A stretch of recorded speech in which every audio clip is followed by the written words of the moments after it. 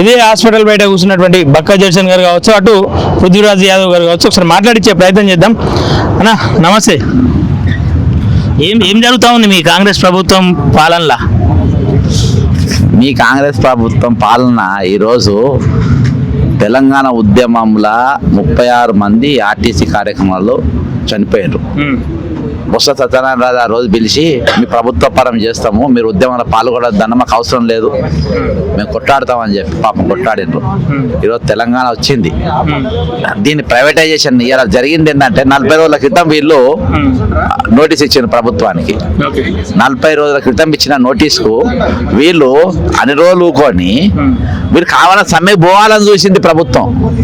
వీళ్ళు సమ్మెకి పోగానే ఎలక్ట్రికల్ బస్సులు ఎక్కినాయి రోడ్డుకు, మేఘా కృష్ణారెడ్డి. వీళ్ళతోని ఇక వీళ్ళు చేస్తలేరు, ఇక జనం ఆగమైపోతుంది, మేము ఫ్రీ బస్సు ఇచ్చినాం మహిళలకు, బస్సులు లేకుంటే ఆగమైపోతుంది అని చెప్పేసి ఇక ప్రైవేట్ బస్సు దిగుతాం, మేఘా కృష్ణ మొత్తం ప్రైవేట్ పరం చేయడానికి ఒక పెద్ద కుట్ర ఇది శంకర్ గౌడ్కు స్మెల్ వచ్చింది. ఇది ఎట్లా ఉన్నది, ఎవరేం చేస్తలేరు అని ఈరోజు ఇప్పుడు ఎండాకాలం 45 డిగ్రీల ఎండ ఉన్నది. ఈ రోజు 45 46 డిగ్రీలు. ఇక్కడ వాళ్ళు ఇవాళ ఇంత 45 డిగ్రీల ఎండల పెట్రోల్ పోసుకొని అగ్గిపెట్టె మర్చిపోకుండా అగ్గిపెట్టె తెచ్చుకొని ఇవాళ నడినెత్తి మీద గారు కాలబెట్టుకొని ఈరోజు ఆయన ప్రాణాపాయ స్థితిలో ఉన్నాడు. ఏమైందో మాకు తెలుసు, మేము మాట్లాడినాం. ఇవాళ పున్నప్రభాకర్ గారు పోయి వచ్చింది, బతికుండో చచ్చిపోయినా చెప్తలేరు. పోలీస్ డిపార్ట్మెంట్ వాళ్ళు పోయి వచ్చి బతికిండో చచ్చిపోయి చెప్తలేరు. ఆయన ఈయన పునఃప్రభాకర్ ఎట్లా ఫీల్ అవుతానంటే, నేను ఎప్పుడే పాలు తాగిపించాను, వచ్చిన కాళ్ళు ఆడిస్తున్నా చేతులు ఆడిస్తున్నా టైప్లో చెప్తున్నా, ఇంకేం చెప్పలేక. కాబట్టి ఇన్ని నిజాలు ఈరోజు పోరాడి తెచ్చుకున్న తెలంగాణలో ఇంకా ఇద్దరు ఈ రోజు లింగారెడ్డి కూడా సీరియస్గా ఉన్నాడు, శంకర్ గౌడ్ సీరియస్గా ఉన్నాడు. శంకర్ గౌడ్ పరిస్థితి వాళ్ళు చెప్పాలి, ఏమైందో మాకు తెలుసు, సమాజం అందరికీ తెలుసు, ఇక్కడ ఉన్న ఆర్టీసీ కార్మికులకు అందరికీ తెలుసు. ఈరోజు దాన్ని ఏ విధంగా లాక్కునే ప్రయత్నం చేస్తున్నాం. కానీ ఈరోజు తెలంగాణలో ఈ ఆర్టీసీని కాపాడుకోనికి శంకర్ గౌడ్ త్యాగం చాలా గొప్పది. ఎంత గొప్పది అంటే శ్రీకాంతాచారి అంత గొప్పది. శ్రీకాంతాచారి యొక్క ఆత్మహత్యతోని తెలంగాణ ఉద్యమం మలుపు తిరిగింది. ఈరోజు ఈయన ఉద్యమంతో ఈరోజు వీళ్ళందరూ రోడ్డు ఎక్కిండ్రు, వీళ్ళందరూ అర్ధరాత్రి ఇక్కడికి వచ్చిండ్రు, నిలబడరు అంటే మా సంస్థను మేము కాపాడుకోవాలని. వాళ్ళు ఊరూరికి జనాన్ని వాళ్ళ గమ్యస్థానాన్ని పంపినోళ్ళు, వాళ్ళు నిన్నటిదాకా ఉన్నోళ్ళు. నువ్వు ఇచ్చిన ఏదైతే మరి ఫ్రీ బస్ ఇచ్చినావో దాన్ని అమలు చేస్తున్నోళ్ళు. నువ్వు ఫ్రీ బస్ ఇచ్చున్నా 200 మంది 300 మంది ఎక్కుతుండ్రు, 2 ఫ్రీ బస్సులు ఏమి వేయాలి, మన కొత్త బస్సులు ఏమి వేయలే, అన్ననే ఇరికిచ్చి ఊళ్ళలో పంపినోళ్ళు. ఈరోజు వాళ్ళు ఇంకా బాధాకరం అంటే రేవంత్ రెడ్డి గారి నాయకత్వంలో, రేవంత్ రెడ్డి గారి ముఖ్యమంత్రి 6 మంది తెలంగాణ ఉద్యమంలో చనిపోయిండ్రు. తెలంగాణ ఉద్యమంలో వాళ్ళ రోజు చెప్పి మీరు సకల జన సమ్మెలో పాల్గొనకండి, బస్సులు నడపండి, ప్రభుత్వ పరం మీద చేస్తాము, ప్రభుత్వంలో కలుపుతామన్నా కానీ వాళ్ళు వినలేదు. కానీ ఇప్పుడు మాత్రం దయచేసి మీరు పోరాటం చేయండి, ఉద్యమాలు చేయండి, కానీ మీరు దయచేసి ఆత్మహత్యలు చేసుకోకండి, ఆత్మహత్య యత్నం కూడా చేయకండి. 45 డిగ్రీల ఎండల పెట్రోల్ పోసుకొని శరీరం గాలుతా ఉంటే ఆ శంకర్ గౌడ్ గారు ఎంత బాధ అనుభవించిండ్రో మాకు అర్థమయ్యే రోజు ఇక్కడ కూర్చున్నాం. 45 డిగ్రీల ఎండ, మనం ఇగో దొడ్డ అంగేసుకుంటేనే మనం తుక్కతుక్కలు ఆడుతున్నాం ఇక్కడ.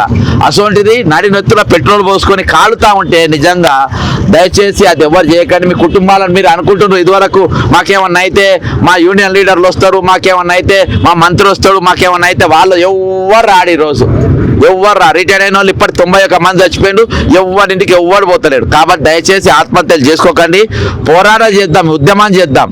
ఈరోజు శంకర్ గౌడ్ కార్చిన ప్రతి నెత్తుడి చుక్క, ప్రతి నెక్కుడి ఒక ఉద్యమ కెరటం లెక్క మారాల్సిన అవసరం ఉంది. ఈరోజు ఆర్టీసీని కాపాడుకోవాల్సిన అవసరం. అంతేకాకుండా ఇంకో డిమాండ్ ఉండాలి. ఇప్పుడు గత ప్రభుత్వం లీజుకి ఇచ్చినటువంటి భూములు 90 సంవత్సరాలు లీజుకి ఇచ్చిన భూములు మొత్తం మళ్ళీ ప్రభుత్వం వాపసు తీసుకోవాలనే డిమాండ్ ఉండాలి. లక్షల కోట్ల ఆస్తులు ఉన్నాయి ఈరోజు ఆర్టీసీ, అవేమో లీజుకు ఇచ్చుకుంటారు, ఆర్టీసీ దివాళీ తీసింది అంటారు. వాళ్ళు లీజుకి ఏం దిగాలి, అదేదో 60-40 నువ్వే వాంతో చేసుకొని ఆ పైసలు ఆర్టీసీ ఫంక్షన్ హాల్ ఉన్నట్టు నడిపించుకొని ఆ పైసలు వాళ్ళకి ఇసుకొని నడవదా? ఈరోజు ఆర్టీసీయే కాదు, ఇంకో 10 సంస్థలు సాధే దమ్ము ఆర్టీసీకి ఉన్నది. కానీ ఆర్టీసీ కావాలని ఈరోజు లాస్ట్లో చూపించి దాన్ని ప్రైవేట్ పరం చేసే ఆలోచన ఈరోజు ఈ రేవంత్ రెడ్డి సర్కార్కు, వీళ్ళ సర్కార్కు ఉంది. పున్నప్రభాకర్ గారు ఉద్యమాలలో ప్రభుత్వం సానుకూలంగానే ఉంది, ఎందుకని చెప్పి సమ్మెలకు పోతున్నారు వాళ్ళకు కూడా అర్థమవుతలేదంటగా. అర్థమైన 40 రోజుల కింద నోటీస్ ఇచ్చింది కదా రాబాయ్, మీకు డ్రామాలు చేస్తున్నా. ఇక్కడ ఏమైనా చదువుదారు ఉన్నారు అనుకుంటున్నారా? పున్నప్రభాకర్ వచ్చి మాట్లాడేది ఉండే, ఇక్కడ చెప్పేది గేట్ కాల మీరు దొంగలకి ఎందుకు పారిపోయినావు? ఈరోజు 40 రోజుల సమయం అరే మీ అన్ని ఒప్పుకున్నామని చెప్పి అప్పటికే సంతకాలు ఎందుకు చేయాలి? ఇవాళ శంకర్ గౌడ్ ఆయన ఏ ఆలోచనతో చేసుకుంటూ ఇవాళ శంకర్ గౌడ్ ఆత్మహత్య జరగకుంటే రేపటి దినాన ఇమీడియట్ గా ఆయన ఎంఓయూ అయితోది. అర్థమైందా? Narsampet RDO depot driver Shankar Goud చనిపోయారని సోషల్ మీడియాలో జరుగుతున్న ప్రచారం అవాస్తవం, బతికే ఉండంట పున్న ప్రభాకర్ గారు పెట్టిండ్రు. శంకర్ గౌడ్కి కాంచన్బాగ్ డిఆర్డిఓ డిఆర్ఓ హాస్పిటల్లో చికిత్స కొనసాగుతుంది. ఆర్టీసీ కార్మికులు ఆందోళన చెందేలా అవసరం లేదు, ప్రచారం చేయవద్దని విజ్ఞప్తి. రైట్, థ్యాంక్ యూ అన్న, మంచి న్యూస్ చెప్పినావు. శంకర్ గౌడ్ ఆరోగ్య పరిస్థితిపై అపోలోలో ఆసుపత్రిలో వైద్యులతో మాట్లాడాను, మేము చూసినాము, వారికి చికిత్స అందిస్తున్నామని తెలిపారు. Very good. శంకర్ గౌడ్ కుటుంబ సభ్యులను పరామర్శించి ధైర్యంగా ఉండాలని, ప్రభుత్వం అండగా ఉంటుందని వారితో మాట్లాడడం జరిగింది. ఇన్ని చెప్పిండు కానీ మీరు సమ్మె విరమించుకోమని చెప్పలేదు, మీరు చెప్పిన దానికి ఒప్పుకోలేదని చెప్పిండు. ఈ రోజు ఇది అధికారికంగా ఇక్కడ చెప్పిపోతే మీడియా అంతుండే అధికారికంగా చెప్పిపోతే అయిపోయేది కదా. ఈరోజు ఇంతమంది బతుకున్నాం, మరి ఇంతమంది పోలీసులు ఎందుకు, ఇంతమంది వీళ్ళందరూ ఎందుకు? అంటే శంకర్ గౌడ్ బాగుండాలని అందరం కోరుకుంటా ఉన్నాం. నిజంగా శంకర్ గౌడ్ బాగున్నప్పుడు ఎందుకని చెప్పేసి ఇక్కడ ఇంత డ్రామా చేస్తారు అనుకోవచ్చు. పొన్నం ప్రభాకర్ గారు స్టేట్మెంట్ చూసినాక నాకు కనిపించింది, పొన్నం ప్రభాకర్ గారు పాలు తాగిపించిండంట. పొన్నం ప్రభాకర్ పాలు ఇప్పుడే కొన్ని తాగుతుండంట, ఇప్పుడే కాళ్ళు ఆడిచ్చిందంట, ఏళ్ళు ఆడిచ్చిందంట అనే టైప్లో ఆయన చెప్తా ఉండు. అది జరిగితే మా అంత సంతోషపడేటోడు ఇంకొకడు ఇవ్వలేడు. అర్థమైందా? శంకర్ గౌడ్ గారికి ఏం కాకుండా బ్రహ్మాండంగా ఉంటే ఏం లేదు. ఒకవేళ దురదృష్టవశాత్తు అదిగిన ఏమన్నా అయితే దానికి మాత్రం పూర్తి బాధ్యత మీరు వహిస్తారా అనేది కూడా ట్విట్టర్లో పెట్టేది ఉండే. ట్విట్టర్ ఎందుకు పారిపోవాలి? నువ్వు ఉద్యమకారుని కదా, తెలంగాణ ఉద్యమంలో పాల్గొన్నావు కదా, కళ్ళల్లో స్ప్రే కొట్టుకున్నావు కదా, నువ్వు నిలవాలే కదా, సమాధానం చెప్పాలి కదా, ఏమైందో చెప్పాలి కదా. ఈరోజు పారిపోవాల్సిన అవసరం ఉంది. నిన్నటిదాకా మన కేసీఆర్కు నీతులు చెప్పినాము, ఈరోజు మన నీతులు మనం చెప్పుకోవద్దా ఈరోజు? కాబట్టి ఈరోజు ఇటువంటి చిల్లర పనులు పనిచేయాలి ప్రభుత్వం. ఇక లోపల ఏం జరిగిందో నాకు స్పష్టంగా తెలుసు, లోపల ఏ విధంగా ఉందో నాకు స్పష్టంగా తెలుసు.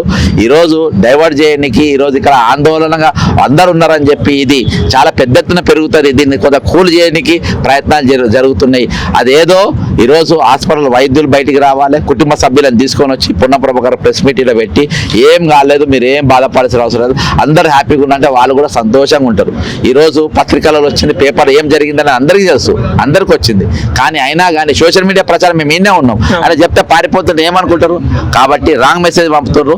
సరే, ఏది ఏమైనప్పటికీ ఈరోజు ఆర్టీసీ కార్మికుల యొక్క సమ్మెను వాళ్ళ గౌరవించి, వాళ్ళ ఉద్యమంలో వాళ్ళు పాల్గొన్న దాన్ని గౌరవించి బేషరతుగా వాళ్ళ డిమాండ్స్ మొత్తం వాళ్ళను అంగీకరించాలి, దాన్ని ప్రభుత్వ పరం చేసుకోవాలని కోరుకుంటున్నా.